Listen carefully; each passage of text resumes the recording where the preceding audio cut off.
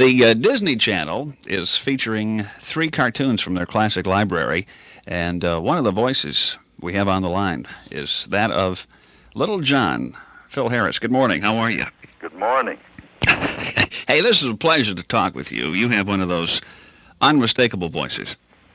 Well, strangely enough, I sound, I think, like anybody else, but, that's been a great thing for me all through my life, even now, and I've been out of business, semi-retired, that I can call New York, and like if Alice or somebody's there, and the operator will say, yeah, Phil, we'll try to get them on for you, like a hotel, like where I've stayed, or different places, and they tell me that, in other words, I could never get Rich Little, who's a good friend of mine, when we used to work together quite a few times, and we're in the same dressing room. He'd be Jack Benny for me, and he does beautifully. And I said, why don't you give me a shot? He said, Phil, I can't do you. And also the other kid, Winchell, I had him in vaudeville with me, and I asked him to do it. I don't know why, because it sounds very simple to me. You're talking about Paul Winchell? Yeah. Yeah, he's done some voices for Disney, too, hasn't he? Yeah, Paul's a very clever boy. Yeah. There was an interesting show on the Disney Channel last month talking about the voices for the characters. And you weren't really convinced that you could portray, I think it was Baloo, right? From the Jungle Book. Thanks to Walt Disney. I'd never worked for Disney, and Disney is the epitome. I don't know how it is now. I talked to Ken Anderson and one of the animators yesterday because... Wolfgang Woolley Reitherman was such a beautiful man and was so persistent with me through Walt Disney. I go out there. I'd never been to in an animated department. So I go in there, and they got things around the wall like, it's like a newspaper, with the lines underneath. Mm-hmm. So they got a fellow reading it. He gets up with a stick, and he walks around, and he says, now, there's nobody in the room there now, just the... like Woolley Reitherman and maybe a couple of the animators, and that's all. So they said, so they're doing the bad thing. And it's one of those things the guy's reading where Baloo says, now you better be careful there now, because if you don't, gee whiz, it's just terrible in that thing. So he goes, wrong. So when he finally came back, he said, will you try it? I said, yeah, I'll try it. So I did it. I got about just about 2 lines, and I said, I can't do this. And they said, why? I said, I don't know. I just can't do it. Now, this is turning out a job that 9 million people in this country would like to have, at that time. Right. But I was honest about it, see, so I left. To make a long story short, they called me back 3 times. The second time was the same thing. And the third time, I said, I'd give anything in the world for this job, but they said, well, and it came to me, I said to him, because Walt wouldn't give up. Willie's telling me, he said, look, he said, Walt wants you. He said, he's got to have you. So I don't know what made me say it. I said, will you let me do it the way I'd like to do it? I'll try it. Let me do it my style. And they said, yes. So I got up and I said, hey, kid, if you stop fooling around in here, I said, somebody's going to knock your roof in. I said, yeah, you better, get in a hole someplace till I come get you. The guy said, that's exactly what we want. Or something like that. Yeah. You got that...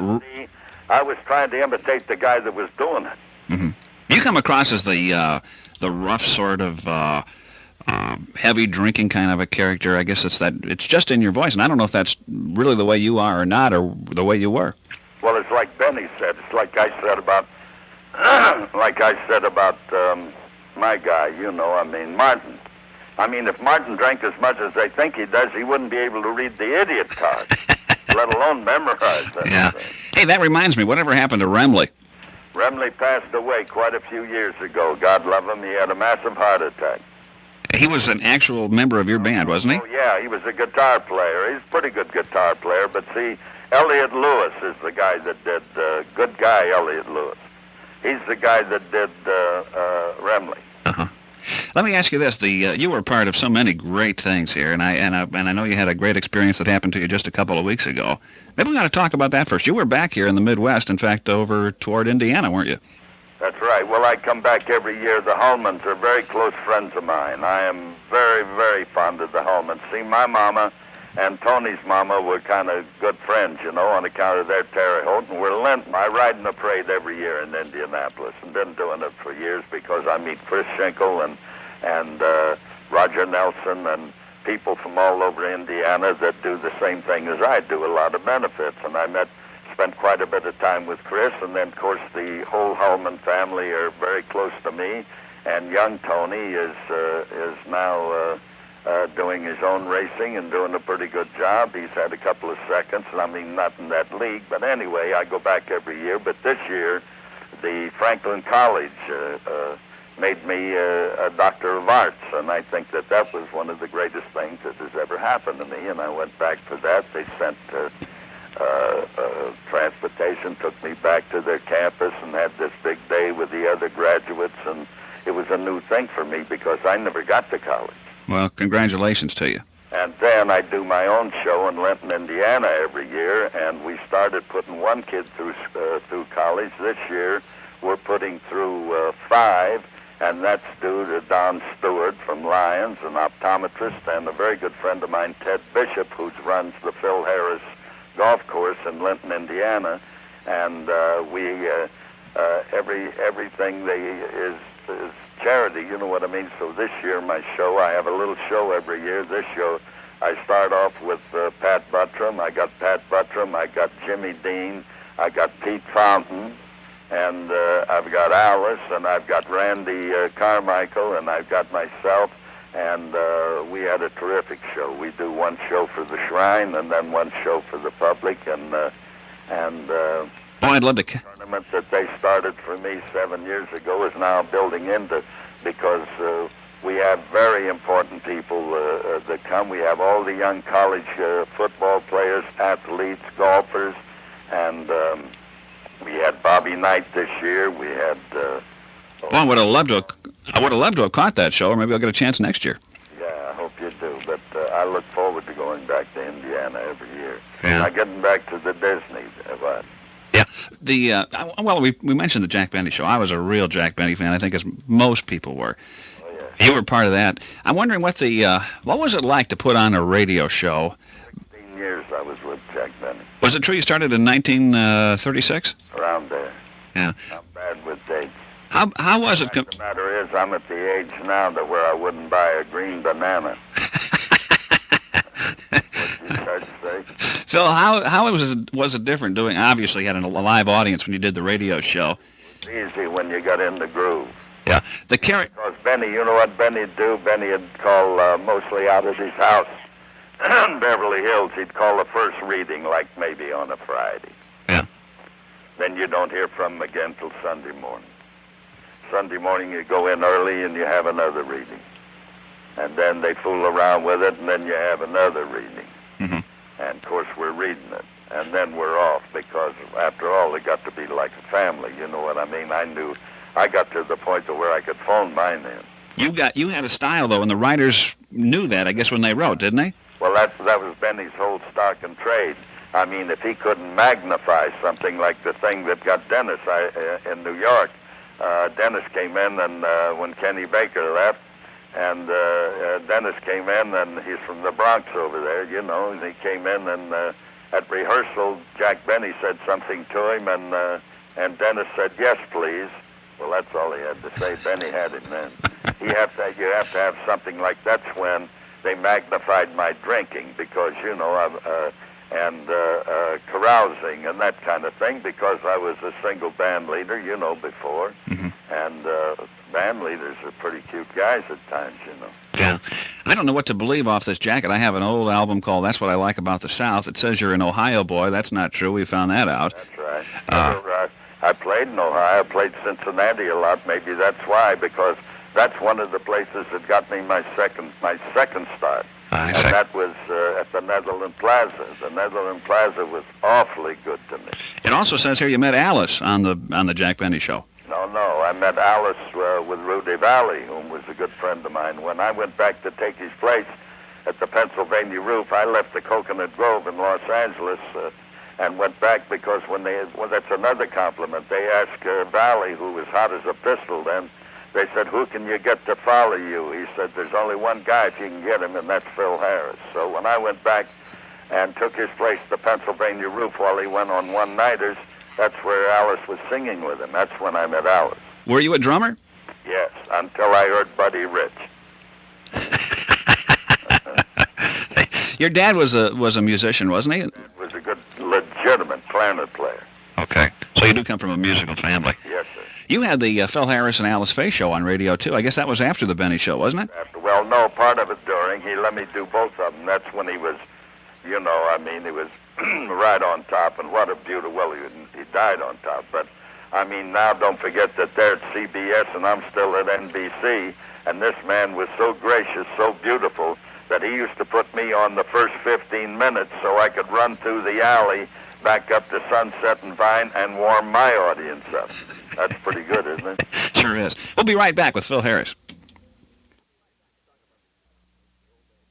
Talking about the old days of radio, Phil Harris and Alice Faye certainly had a funny radio show.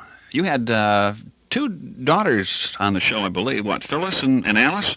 Yeah, but those weren't our daughters. They were too young, a little bit too young, so we used a couple of girls, beautiful little girls. We had them back not long ago when they did This Is Your Life for Alice in England. It hasn't been shown over here yet. Yeah. And, we for 7 years we were on, and it was really enjoyable. It's remarkable, Phil, because the popularity of old radio shows is still around. In fact, for some of us younger folks who never had a chance to hear the radio shows the first time around, we are getting an opportunity. You can buy them in stores and that kind of thing.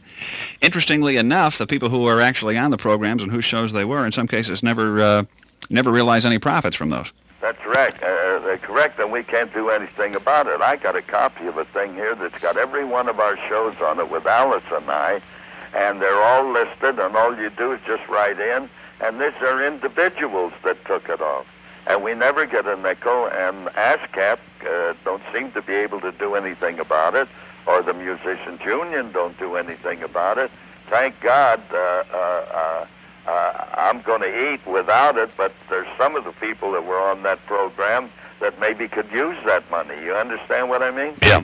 Yeah. And that goes both with on the radio and in television, they tell me, because they're showing every one of Alice's pictures. Of course, this with her, it's a different thing. This thing, the residuals didn't come in until around 50, and Alice had made most of her pictures before that.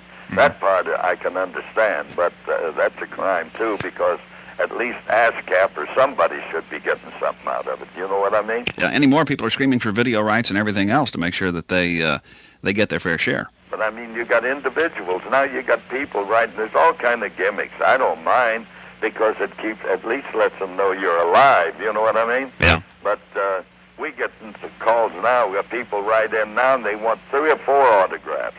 They want to peddle them or give them to somebody. And the funny thing now, if they don't send stamps, why, Alice and I both were flattered, but if they don't send stamps, we don't send pictures anymore. You can go busted doing that. Absolutely. There you're 15 cents for a postcard now, isn't it? Yeah, I guess so. I guess it. Yes, so. I don't know. I think what would really aggravate me, I don't mail postcards, and I guess what is regular postage? you ever write a letter, that's a 20-cent job, isn't it? It's more than that now. It's 22, yeah. Or a D stamp. Yeah. But, that's odd, because here... 5 of those, you're out $1, right? Yeah, I was just thinking, here they're running your old shows, you're not getting anything for that, and yet then it causes you to be more popular, so you have to mail out more autographs. I never thought of it that way. I'm eating myself up. That is cute, isn't it? Now, I understand that in Indiana and around that part of the country, Ohio and Illinois, that the one from England is coming out, right? Talking about the Disney, the Robin Hood. Yeah, Robin Hood. When does it open around there? Oh, it's on right now. In fact, all this month on the Disney Channel, Robin Hood will be on. And then next month, I think it's Alice in Wonderland. You weren't in that one. No. No. And then No. you didn't play Alice. You couldn't play Alice. No, and I wasn't in Snow White either. Just talking to you comes back some funny memories from the old radio show. I remember I guess you guys were out entertaining on the Jack Benny show, and you went to some naval base or something. I think it was maybe with the Marines. I guess it was in front of the Marines. Hundreds of them. And anyway, you said it was really nice of the band, or at least the Marines, to welcome your wife, because they had a little sign that said something for Alice. Do you remember that? They had a little what? They had a little sign, and it said something for Alice. And Jack corrected you. He says, "That's not something for Alice. It's Semper Fidelis." Oh, yes, the march. Semper Fidelis.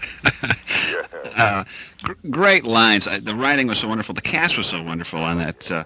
The writing in those days, see, you had real writers, competent writers. It's like songwriters. Look what's happened to that. When you go back and listen to some of those lyrics that were written simply, with a chorus and a verse and all, it'll break your heart. Listen to some of Nat King Cole things and some Como things and Crosby things and my God, man, that was music. You know what I'm talking about? Yeah. Well, you turned out enough of it yourself. I remember The Thing was on the Jack Benny show, and well, my type of work was what we call special material.